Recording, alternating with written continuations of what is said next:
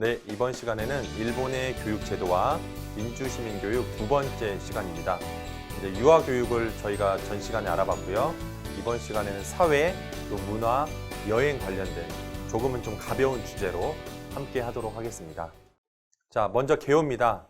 일본은 여러분들 우리가 가깝고도 먼 나라라는 얘기도 하고 굉장히 우리나라에서 여행객들이 굉장히 많이 가는 나라이기도 하죠. 근데 또 상당히 반감도 많이 가지고 있고 이제 그거는 역사적으로 우리나라가 일본의 식민지 지배를 한 35년, 36년 이렇게 받으면서 역사적인 문제들이 좀 있고 최근에 뭐 박근혜 정부 때 위안부 그런 문제들도 좀 있고 여러 가지 사과 문제 이런 것도 있어서 굉장히 좀 민감한 문제들이 많이 있어서 굉장히 많이 얽힌 나라라고 여러분들이 보시면 되고요.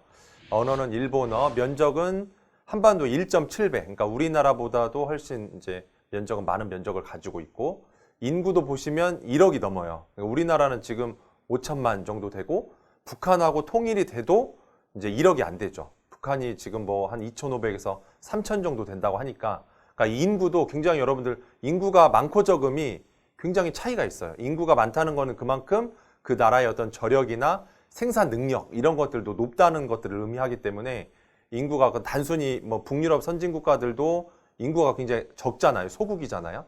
이런 것들도 우리가 한번 생각해 볼 필요가 있습니다. 종교는 신도, 그러니까 우리 그 신사참배 많이 들어보죠. 신사참배. 뭐 예전에 고이즈미 총리가 신사참배 하는 거 하면 우리나라 항상 언론에 나오잖아요. 신사참배 때문에. 그러니까 그 신사에 누가 있어서 그래요. 보통 우리가 전범들이 신사에 모셔져 있기 때문에 전범이 뭐냐면 이제 전쟁을 일으킨 사람들. 그러니까 일본의 입장에서는 굉장히 영웅이 될 수도 있는데 그 피해를 받은 중국이나 뭐 이쪽 동남아시아, 우리나라를 포함한 이런 나라들에서는 굉장히 힘들죠. 그러니까 그런 사람들 앞에 가서 절하고 이런 것들이 우리한테 되게 불편한 거예요. 전범들. 그러니까 그러니까 이 신도가 굉장히 거의 대다수를 차지하고 있어요. 불교가 좀 있고 기독교 인구는 굉장히 적습니다. 우리나라는 기독교 인구가 많지만 일본은 기독교 인구가 거의 소수. 그러니까 거의 찾아보기 힘들 정도로. 그러니까 큰 도시에 가도 제가 일본은 가본 적이 있는데 큰 도시에 가도 교회가 있긴 하지만 거의 텅 빈 교회 그리고 뭐 노인분들 몇 분 앉아있는 그런 교회 그런 교회들이 많아요. 그리고 이제 한국인들이 뭐 이민 가서 이제 사는 그런 한인 교회들은 좀 많이 있긴 하지만 일본인 스스로가 다니는 교회들은 그렇게 많지 않습니다. 국민 1인당 GDP가 이 정도 되고요. 화폐, 뭐 N이라고 하죠. 우리가 N. 뭐 일본 우리가 만화랄지 일본 애니메이션 이런 것들을 많이 접하다 보니까 일본에 대한 우리가 기본적으로는 많이 알고 있다고 우리가 생각을 합니다. 자, 그래서 일본의 사회 문화. 자, 첫 번째 특징은 뭐를 중시한다라고 나와 있어요? 질서를 굉장히 중시한다. 여러분들 예전 영화지만 장군의 아들이란 영화가 상영된 적이 있었어요. 지금 여러분들이 아는 배우 중에 신현준이라는 배우가 있거든요. 그 배우가 일본인 무사 역할로 나왔죠. 그거 여러분들 요즘은 유튜브에 가시면 옛날 영화들 이렇게 검색해서 보시면요. 그래도 많이들 나와요. 무료로도 많이 이렇게 볼 수 있게 나와 있거든요. 그래서 장군의 아들 종편이나 이런 OCN 이런 데서도 하는 경우도 있는데 한번 일본에 대해서 우리가 좀 알아보고 그 식민지 지배 하에서 일본과 우리나라 문화를 비교를 해보려면 그 장군의 아들이 시리즈로 나와 있어요. 1편부터 편수가 좀 많은 걸로 알고 3편인가 4편까지 나와 있는데 그런 것들을 보시면 일본 사람들의 문화나 질서 이런 것들을 잘 보실 수가 있어요. 그래서 뭐 이런 상명 하복 관계랄지 이런 것들이 이제 나와 있죠. 그래서 보시면 문화적으로 칼같이 질서를 지키려는 성향이 굉장히 강하다. 그리고 두 번째 특징에 보시면 타인, 즉 타 집단을 침해하거나 자기 자신이 침해받는 것을 극도로 꺼린다. 그 용어를 일본말로 메이와쿠라고 한대요. 메이와쿠. 그러니까 아까 전 시간에도 말씀드렸듯이 개인주의 성향이 굉장히 강하다고 했잖아요. 개인주의. 그러니까 남한테도 피해도 끼치는 거를 되게 극도로 싫어하고 나도 그런 피해를 받는 걸 싫어해. 그러니까 이게 굉장히 개인화되는 것들이 많죠. 개인화되는 거. 그래서 여러분들 그런 거 있잖아요. 지금 저 같은 경우도 예를 들어서 내가 밥을 혼자 먹으러 가야 돼. 그러면 예전에 제가 군대 가기 전에는 혼자 밥 먹으러 못 갔거든요. 그러니까 혼자 밥 먹으러 식당에 가면 다른 사람들이 나를 어떻게 볼까? 그게 굉장히 의식이 돼서 그냥 굶거나 아니면 편의점 가서 뭐 사서 집에 가서 먹거나 이렇게 했던 것 같아요. 근데 일본에는 예전부터 그 1인식 식당, 이제 우리나라도 지금 그게 이제 1인 문화가 되게 많이 발달을 해서 심지어는 삼겹살을 구워 먹는데도 혼자 가게에 가서 구워 먹는 데가 있대요. 그러니까 그냥 우리가 고정관념으로 생각하면 야, 삼겹살을 어떻게 혼자 먹어 이렇게 생각할 수도 있지만 그게 이제 우리나라도 지금 되어 있어요. 그러니까 일본은 그 전부터 1인 식당, 그러니까 혼밥이라고 하는 것들이 굉장히 예전부터 많이. 그러니까 타치하는 것도 싫어하고 타치 받는 것도 싫어하니까 1인 가구들이 굉장히 많아요. 그래서 그 일본 그런 뉴스를 가끔 접하다 보면 독거노인 분들이나 아니면 독거, 그러니까 혼자 살다가 돌아가시고 그게 나중에 발견되는 것들이 가끔 뉴스에 나온 적이 있거든요. 바로 나오네요. 고독사나 뭐 히키코모리 자살자에 대한 시선, 이런 것들에 대한 시선이 좋지가 않다. 그래서 이런 질서를 굉장히 중시 여기고 일본 여행 여러분들이 나중에 가보시고 또 수학여행으로 간 친구도 있겠지만 굉장히 깨끗하잖아요. 질서 정연하고 차도 뭐 반듯반듯하게 되어져 있고 이제 그런 문화, 질서를 중시하는 문화가 있다. 그래서 거절을 하지 못하고 개인의 주장은 억제하며 집단의 단결, 그러니까 집단주의 같은 것들이 굉장히 강하죠. 집단주의. 그래서 여러분들 일본하고 한국 축구 뭐 이런 거 하면 굉장히 막 니폰 하면서 막 열광적으로 응원하는 모습들도 나오잖아요. 근데 표면적인 원칙만을 강조하는 쪽도 있다. 디테마에라고 이제 부르는데요. 그래서 일본의 인사는 뭐 이런 것들이 있고 머리를 숙여 상대방에 대한 존중을 나타낸다. 그래서 약간 이런 신사참배 같은 거 하는 거 여러분들이 보시면 총리들이나 정치권 인사들이 하는 거 보면 상당히 더 이렇게 조폭 문화 같이 이렇게 90도 인사하는 거 있죠. 그렇게 좀 너무 과도하게. 그러니까 저 사람을 내가 정말 존경해서 뭐 90도 인사를 하는 게 아니라 그냥 상대방에게 좀 보여지는 거죠. 이런 것들이 좀 있어요. 그런 허례허식 같은 것도 좀 있습니다. 일본에는. 그래서 상대방의 말에 꼭 맞장구를 친다. 이제 그런 것들 좀 얘기하시면 되고, 그 다음에 면 요리를 먹을 때 좀 특징적인 건데 소리를 내며 먹는 게 예의라고 나와 있어요. 소리를 그러니까 우리나라 문화는 어때요? 굉장히 조용하게 쩝쩝쩝쩝 거리면 안 된다 라는 말들을 들으면서 우리는 많이 컸는데 일본에서는 면 요리를 먹을 때는 소리를 내며 먹는 게 예의라는 그런 문화가 있다라고 합니다. 자, 그 다음에 이제 일본의 사회문화 두 번째를 보시면 첫 번째의 특징이 질서를 굉장히 중시 여겼고 두 번째는 신분제의 흔적이 아직도 있다라는 거예요. 신분제. 우리가 신분제 하면 인도를 많이 떠올리죠. 인도의 카스트 제도 해서 뭐 크샤트리아 뭐 이런 거 있잖아요. 그런 신분제의 흔적. 그러니까 일본도 여기 보시면 현대의 일본은 신분제 사회의 특성을 아직도 가지고 있다. 그래서 혈통에 의한 계급. 예를 들어서 정치 집단이나 정치 세력들도 이어져 내려오는 경우들이 많아요. 그러니까 뭐 총리를 지냈다 그러면 그 아들도 정치를 하는 경우들이 많고, 그리고 이제 여기서는 대학 얘기가 나오진 않지만 대학도 예를 들어서 게이오 유치원부터 게이오 중학교, 게이오 고등학교, 게이오 대학교. 그러니까 이 출신을 쭉 따라서 가는 거죠. 이런 것들이 일본에 아직도 문화로 어떤 사회적인 잔재로 많이 남아 있다는 거예요. 그래서 여기 보시면 제도적 신분제는 사라졌지만 어떤 족들은 대우를 받고 있다고 써 있어요? 황족들. 그러니까 아직도 천황에 대한 그런 예우 같은 걸 하잖아요. 영국하고 일본이 거의 전 세계적으로 좀 대표적인 선진 국가에서는 이게 이제 유일하게 있죠. 정치적인 결정권이나 이런 것들은 내각제로 해서 총리나 이런 세력들이 갖고 있지만 그런 어떤 천황이라고 해서 그 왕족, 그러니까 우리나라 사회로 따지면 우리나라가 일제 식민지 전에, 그러니까 그거 할 때는 조선 시대가 가장 최근에 왕족 사회였잖아요. 왕족 사회. 그러니까 이거를 그대로 우리가 계승을 해서 그 이씨 조선이라고 하면 안 되죠. 그러니까 이 조선 왕조를 계속 계승해서 이분들이 정치적인 의사결정은 없지만 그냥 하나의 상징적인 존재로 이렇게 있는 그런 것들이 우리나라는 없죠. 우리나라는 없잖아요. 근데 일본은 그게 있다는 거죠. 황족들을 대우를 해주고, 영국도 엘리자베스 뭐 여왕 해가지고 지금도 막 칭송하고 거기에 예산들이 많이 들어가잖아요. 영국의 왕자 얘기들을 우리나라 사람들이 들어야 되고, 왕자가 뭐 어땠다 뭐 이런 하는 것들을, 그러니까 그런 사회적인 분위기, 그러니까 국민들이 그런 것들을 인정해주고 또 그거를 정신적인 어떤 지주처럼 생각을 하고 있기 때문에 그런 것들이 이어져 오고 있다는 겁니다. 자, 그래서 아까 제가 잠깐 말씀드렸던 혈통에 의한 정치가 가능해요. 그러니까 아버지가 뭐 총리 대신이었으면 나도 뭐 참의원이나 이런 의원의 신분을 거쳐서 또 총리를 하기도 하고 이것들이 된다는 거죠. 우리나라 같은 경우도 박근혜 대통령 아버지가 박정희 씨였잖아요. 대통령. 그러니까 어떻게 보면 바로 내리받은 건 아니지만 하여튼 그렇게 그런 정치들이 이어져 오는 거죠. 그리고 여기 보시면 두 번째로 지역구가 세습이 돼요. 그게 일반화된 간습이래요. 그러니까 우리나라로 따지면 굉장히 그게 거부감이 많죠. 터부시가 되죠. 만약에 아버지가 시장이었으니까 아들이 시장 후보로 나와서 아들이 시장이 된다? 그런 케이스는 많지 않아요. 근데 여기는 보면 지역구가 세습되는 게 일반화된 간습이라고 나오는 거죠. 그러니까 우리나라랑 상당히 이게 이제 다른 거예요. 그러니까 이게 뭐 좋다 나쁘다를 떠나서 이런 특징들을 가지고 있다 정도로 여러분들이 보시면 되겠습니다. 그래서 한국에 비해서 정치적인 혼란과 불안이 적었던 영향이 이런 이제 지역구를 세습하고 이게 일반화된 간습이 되다 보니까 이렇게 이제 됐다는 거고요.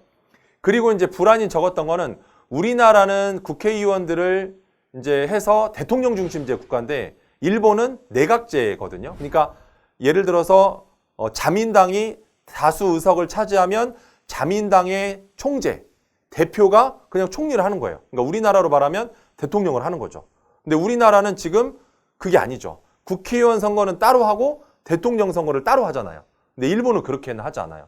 일본은. 그러니까 이런 것들이 좀 차이가 있죠. 그러니까 가깝긴 하지만 굉장히 그런 정치적인 제도나 이런 것들은 많이 다름을 볼 수가 있습니다. 자, 그 다음에 세 번째는 외래 문화에 대한 태도. 우리나라 같은 경우는 조선시대 때 여러분들 이렇게 왕들 보시면 흥선대원군이 무슨 정책을 했죠? 쇄국 정책을 해가지고 우리나라가 많이 발전을 못했잖아요. 그래서 외세의 침범도 많았고, 여기 이제 일본 같은 경우는 한번 보시면 외래 문화에 대한 태도가 특유의 제노포비아. 포비아가 보통 우리가 공포라고 하잖아요. 공포. 그러니까 외국인과 외국 문화에 대한 거부감이 일단 있다라는 거예요. 그래서 여기 예로 제가 써놨는데 외국인에게 집을 빌려주지 않거나 그런 외국인들이 일본에 가서 취업하는 것도 굉장히 쉽지 않은, 그러니까 약간 터부시하는 그런 문화가 일본에 존재를 한다는 거죠. 그러니까 우리나라 사람으로서 일본에 가서 취업을 한다는 것은 어떻게 보면 대단한 거예요. 이런 문화 속에서 하는 거기 때문에.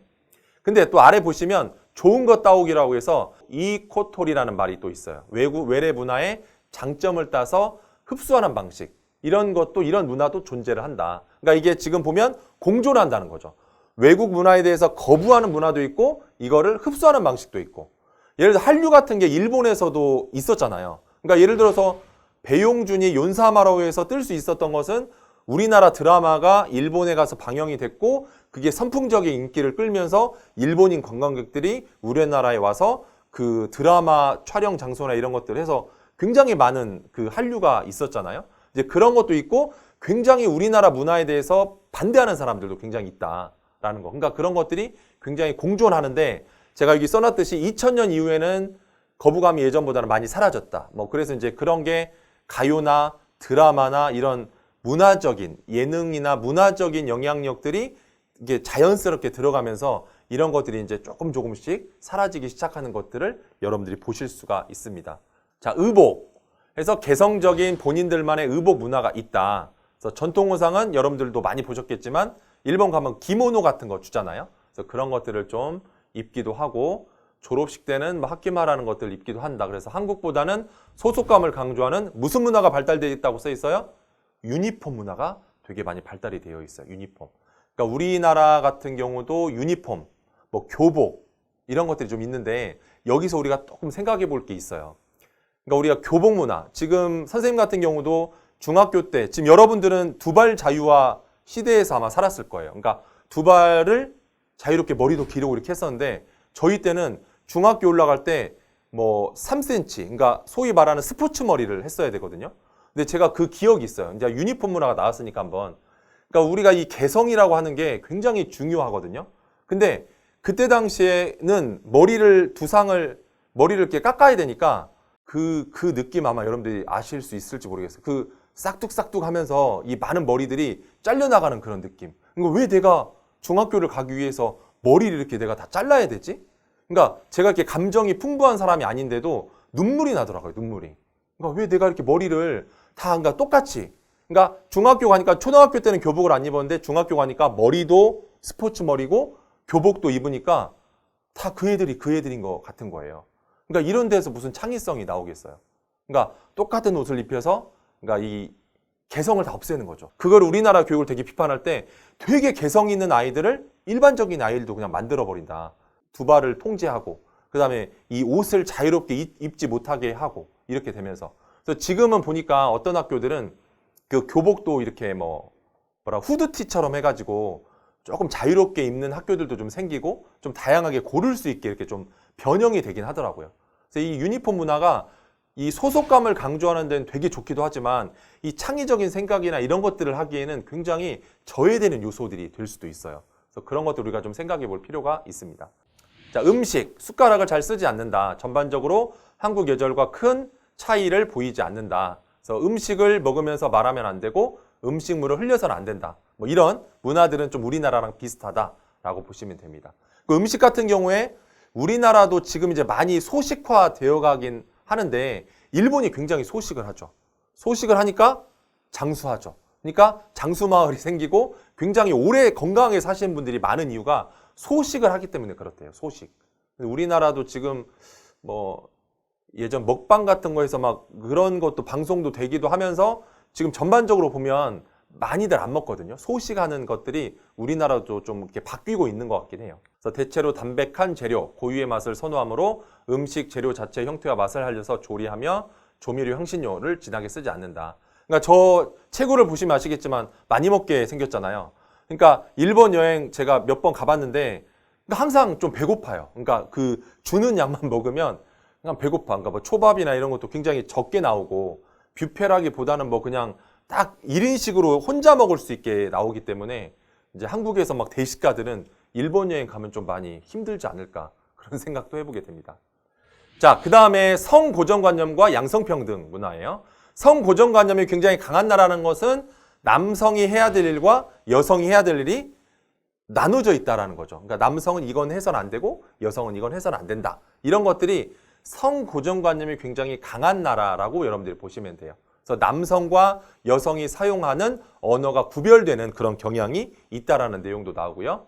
그래서 사회가 각 성별에게 기대하고 요구하는 모습이 상반되고 대학 진학 점수를 조작해서까지 남학생을 뽑으려는 그런 뉴스가 최근에 나온 적이 있었습니다.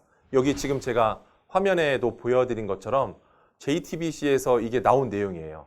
그래서 여기 그대로 그 타이틀이거든요. 언론 보도. 남자 뽑으려고 도쿄의대 여자 수험생 점수 조작 파문. 이거 이제 나중에 여러분들이 찾아보시면 그 기사를 이제 뭐 언론 브리핑을 보실 수가 있는데, 그러니까 남자 뽑으려고 이제 여자 수험생 점수가 높은데 낮게 이제 책정을 한 거겠죠. 남자를 뽑으려고. 그러니까 남자를 뽑아야 예를 들어서 더 편하다는 거예요. 더 편하고. 그러니까 예를 들어서 이제 그런 것들이 많아요. 그런 그 남성적인 문화 이런 거. 그러니까 일본이 선진국이라고 하지만 이런 것들을 보면 되게 선진적이지 못한 거죠. 여자 수험생 점수를 파면. 그러니까 지금 그런 문화들을 보면 우리나라에도 육군사관학교, 공군사관학교, 해군사관학교 그 군인의 엘리트 코스가 되는 코스들에 여성들을 뽑은 지가 얼마 안 돼요. 그러니까 육군사관학교, 공군, 해군사관학교 이런 데들이 대부분 다 남자 생도들만 뽑아가지고 이렇게 했었는데 제가 대학 들어갈 때쯤 해서 공사에선가 먼저 그러니까 공군사관학교에서 먼저 여자 생도들을 모집을 하기 시작했어요.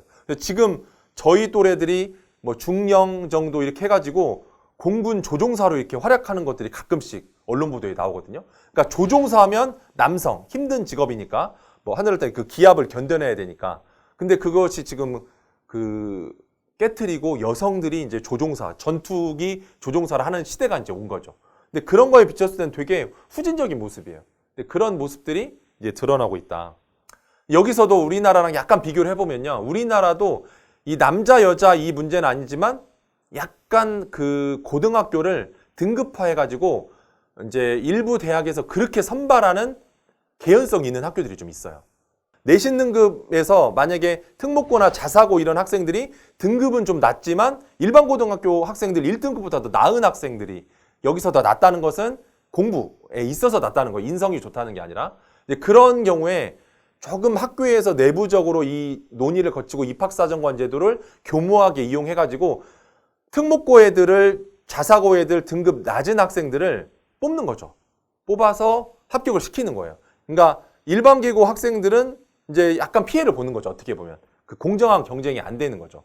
그런 사례들도 있습니다. 자, 7번째는 문화예술 분야예요. 자, 한국과 중국의 문화를 수용하고 고유의 문화를 형성을 한다. 그래서 서구 문화를 대규모로 소비, 재창조하고 그래서 여러분들 일본이 세계에서 2번째로 큰 재즈, 클래식 음악 시장이라고 해요.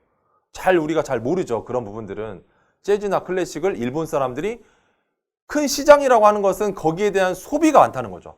거기에 대한 수요가 많다는 거예요. 그러니까 음반이나 이런 것들이, 음원이나 이런 것들이 많이 팔린다는 거죠. 그만큼 많이 재즈 음악이나 클래식 음악을 듣는다는 거예요. 그래서 한국보다도 국악 공연과 음반 출시 및 판매가 더 많다. 뭐 인구가 많은 측면도 있지만 이런 문화를 향유하고 음악을 향유하는 그런 비율들이 우리나라보다 훨씬 높다는 거예요. 전 시간에도 말씀드렸지만 일본이 가진 소프트 파워 해서 보세요. 만화, 애니메이션, 게임 해서 뭐 예전에 저희 어렸을 때는 그 드래곤볼이라는 만화가 굉장히 각광을 받아요. 그러니까 그것도 다 일본 만화인데 이거 번역해가지고 이렇게 나왔거든요. 그래서 그거 막 문구점에 가면 이게 그 나오는 날에 가면 애들이 줄 서서 그거 사려고 하는 그런 만화 같은 것을 우리나라에서 그게 이제 수용이 되고 굉장히 각광을 받았다는 적이 있었어요. 여러분도 아마 일본 애니메이션 한 번 정도 안 본 친구들은 거의 없을 거예요. 그런 소프트 파워가 굉장히 강한 국가가 일본이다 라고 여러분들이 보시면 되겠습니다. 자, 좀 특징적인 것들 몇 개 적었는데요. 식사 중에는 아무리 덮밥이라고 마구 비벼서 먹지 않는다. 식사 중에는 타인과 같은 그릇을 쓰지 않는다. 그러니까 1인용, 개인용. 아까 뭐 침범하고 침범받는 거 싫어한다고 했잖아요. 그런 것들. 그다음에 식사 중에는 밥그릇을 손으로 들고 먹는다. 그러니까 우리나라만 거의 유일하게 밥그릇을 놓고 먹는다고 얘기를 하는 경우들도 있더라고요. 그리고 일본인들은 대화할 때 되도록이면 거절 의사를 단호하게 표현한다, 표현하지 않는다? 표현하지 않는다. 그러니까 애매하게 얘기하는 거예요. 그러니까 no라고 말을 못하는 거죠. no라고 말을. 우리나라 사람들 중에도 뭐 MBTI나 애니어그램 같은 거 해보면 예스맨들 되게 많아요. no 못하는 사람들. 그래서 이제 굉장히 힘들어하는 사람들이 굉장히 많거든요. 자, 그 다음에 일본인들은 대화할 때 상대의 말에 꼭 맞장구를 친다. 약간 그 여러분 그 특징적인 거죠. 하이톤을 해서 뭐 이렇게 뭐 예를 들어 음식이 맛있다고 해서 그 하이톤을 하잖아. 오이시 오이시 하면서 이렇게 하는 것들 있잖아요. 그러니까 맞장구 쳐주고 추임새 같은 것들이 굉장히 일본인들이 잘한다는 거예요. 잘한다.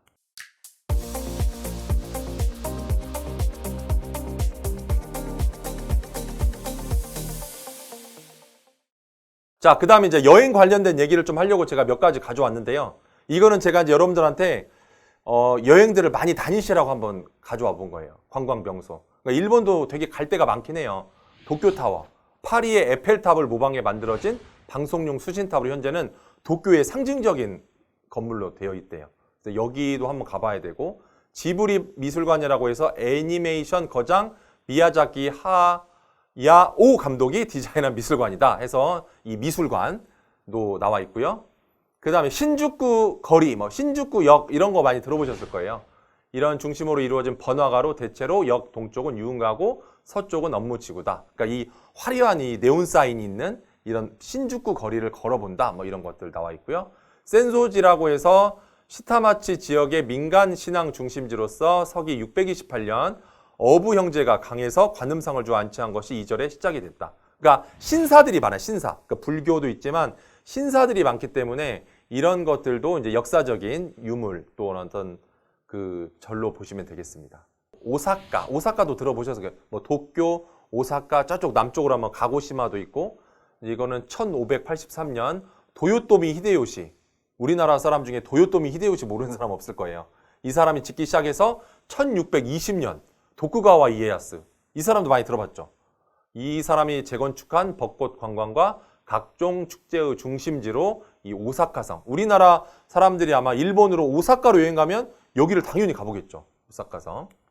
그 다음에 캐널시티, 인공운하, 쇼핑몰, 식당, 공연장 등이 갖추어진 복합 쇼핑 시설. 뭐 우리나라도 이제 많이 만들어져 있고, 후쿠오카에 이런 캐널시티가 있고, 유인 미네거리, 베프, 가마토, 지오. 이제 그 온천들이 이제 많으니까 이쪽으로 가면 이제 온천이 되게 많아요. 뭐 유황 온천 막 이렇게 해가지고 막 미끌미끌 거리는 것들 나오는 것들이 많고요. 뭐 또 삿포로 쪽에 가면 눈 축제. 저는 삿포로 가본 적이 있는데 저는 여름에 가서 이 눈은 보지는 못했고 겨울에 가면 거의 뭐 버스 다니는 길이 버스처럼 눈이 엄청나게 많이 온대요. 그래서 굉장히 이제 눈 축제 이런 것들이 유명한 그런 도시가 되겠습니다. 자, 그래서 이제 마지막 이제 마무리하면서 우리가 여행은 인생을 바꾼다라고 해서 여기 이제 글에도 써 있지만 여행이 굉장히 여러분들 우리의 삶을 되게 풍요롭게 하고 중요하게 생각이 되거든요. 그래서 여러분들 버킷리스트에 꼭 여행, 그러니까 국내 여행도 좋고 외국 여행도 좋고, 그래서 그런 여행의 계획을 세워서 돈을 꼭 우리가 집 사고 뭐 차 바꾸고 이런 데 쓰는 게 아니라 다양한 국가들을 여행하면서 우리가 인생의 의미들을 깨닫고 내 삶의 참 만족이나 이런 것들을 깨달을 수 있게 여행에 대한 계획들을 한번 이번 시간에 좀 세워보시면 좋겠다는 생각이 듭니다. 자, 이번 시간 여기서 마치도록 하겠습니다. 수고하셨습니다.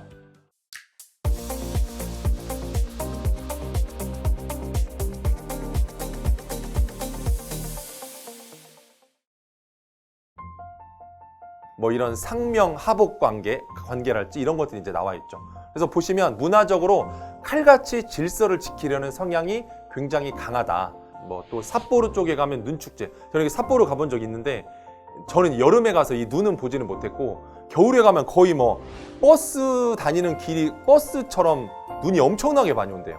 그래서 굉장히 이제 눈축제 이런 것들이 유명한 그런 도시가 되겠습니다.